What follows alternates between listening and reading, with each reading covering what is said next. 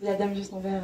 Oui, je voulais reprendre votre notion, Madame Noni, par rapport à la consommation d'électricité et tous ces projets qu'on fait. Et si c'est pour consommer moins ou consommer plus.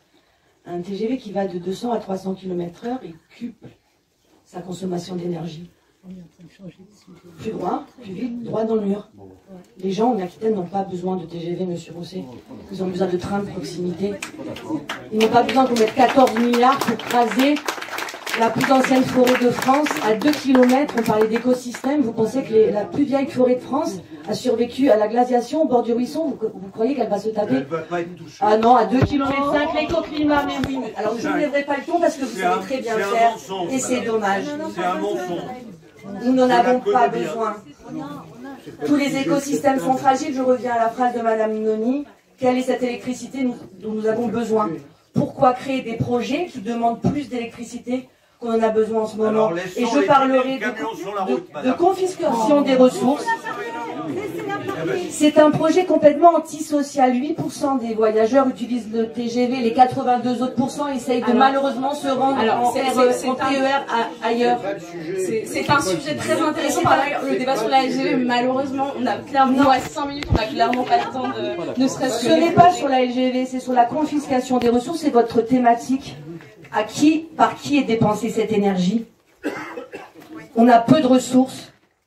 Et on fait des projets qui en demandent plus. Mais ça ne sera... Ah ben non, on voudrait prendre le train, Monsieur Rousset. Arrêtez de nous faire des débats d'hiver, on ne vous croit pas. On voudrait prendre le train, mais ce n'est pas possible parce que vous avez tout investi, un tiers du budget sur la LGV. On voudrait prendre le train. C'est tout. C'est pas le sujet. Ah non, non. Le vrai problème. Non, excusez-moi. Le train, la première finance du train, c'est les TER. Désolé madame, vous n'y comprenez rien. Ah oui, c'est ça. Et vous dites des mensonges. Je viens d'investir, nous venons d'investir 900 millions d'euros sur les TER. Vous mentez madame. Non. Vous mentez. Non. Ou vous n'êtes pas compétente. Non. Vous n'écoutez pas les citoyens? Eh ben ouais, ben venez, je vous reçois quand vous voulez. Mais vous et n'êtes je vous pas sors vous êtes élu par nous. Quand vous voulez. Oui, non, simplement... Je ne suis pas élu par vous, sûrement, madame. Simplement, je pensais pas que la dame allait parler de ce sujet-là. Je voulais dire que face aux 900 millions qu'on évoque, la LGV, c'est 14 milliards. Et qu'en effet, je voulais rebondir sur la bonne idée de M. Routier qui était développer le train sur les dessertes locales. Et ici, on voit bien, moi ce matin, j'ai voulu venir en train. Le premier train est à 6h55 pour venir ici. Et le second, pour repartir, il est à 18h ou 19h. Donc ça m'a empêché de venir ici en train.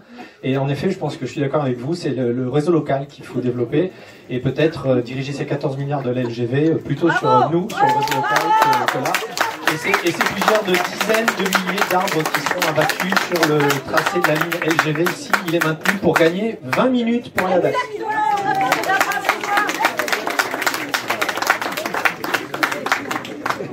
Est-ce que vous avez... Alors, on a bien compris, il y a un débat, il y a un débat dans le débat. Et moi, j'ai bien entendu ce que vous avez dit, Monsieur Rousset, c'est que vous étiez prêt à les rencontrer. Donc, je pense que voilà, si on peut prendre date. Mesdames qui êtes au fond là-bas, Madame Envers, je ne sais pas quel est votre nom.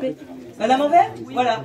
Je pense que c'est intéressant. Il y a une invitation là à se rencontrer, visiblement, à faire plus de débats sur cette question de l'LGV, puisque c'est aussi. Mais je suis pas compétente, on m'a dit.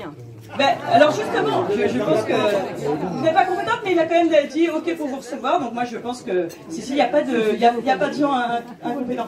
Mais on voit bien que c'est un des éléments d'ailleurs qu'on va discuter aussi en fin d'après-midi, qui est la question de comment on discute avec les citoyens et comment il y a un dialogue entre politique et citoyens sur ces questions, notamment d'aménagement du territoire. Est-ce que on va clore là, je pense. Juste dire un mot donc, sur ces questions, voilà, comme Orizio, ces questions sur les choix énergétiques. On voit qu'on ne peut pas faire des discussions coupées sur un plan technique du reste du fonctionnement de la société. J'ai rappelé donc le fait que cette initiative était pilotée par le privé. Tout à l'heure, M. Rousset a parlé de la méthanisation et du gaz vert qu'on pourrait produire. Mais c'est la même chose, c'est pas une technique en elle-même qui est une solution, c'est qui la pilote et dans l'intérêt de qui. Si c'est des gros méthaniseurs qu'on installe avec derrière des énormes coopératives qui font pousser des fils, des cives, des plantes spécialement pour nourrir le méthaniseur, et avec une horde de camions qui fait des centaines de kilomètres autour, eh bien c'est une catastrophe écologique. Si c'est des paysans qui, par 2-3, se groupent pour faire un petit méthaniseur et n'utilisent que leurs déchets verts, oui, c'est une solution écologique. Même chose pour le photovoltaïque. Donc, qui pilote le navire? C'est pour ça qu'on parlait d'un service public nécessaire. Qui pilote? Pour qui? Et comment sont faits démocratiquement ces choix et dans l'intérêt de tous? Dans quel dialogue? On a bien compris qu'il y avait un enjeu de dialogue, hein, n'est-ce pas? Bon, on aura mis notre tout petit minuscule caillou dans cette édifice du dialogue. Malheureusement, j'ai l'impression qu'il faudrait encore beaucoup de... Je remercie beaucoup tous les gens qui sont venus participer au débat et d'être venus si nombreux et si attentifs.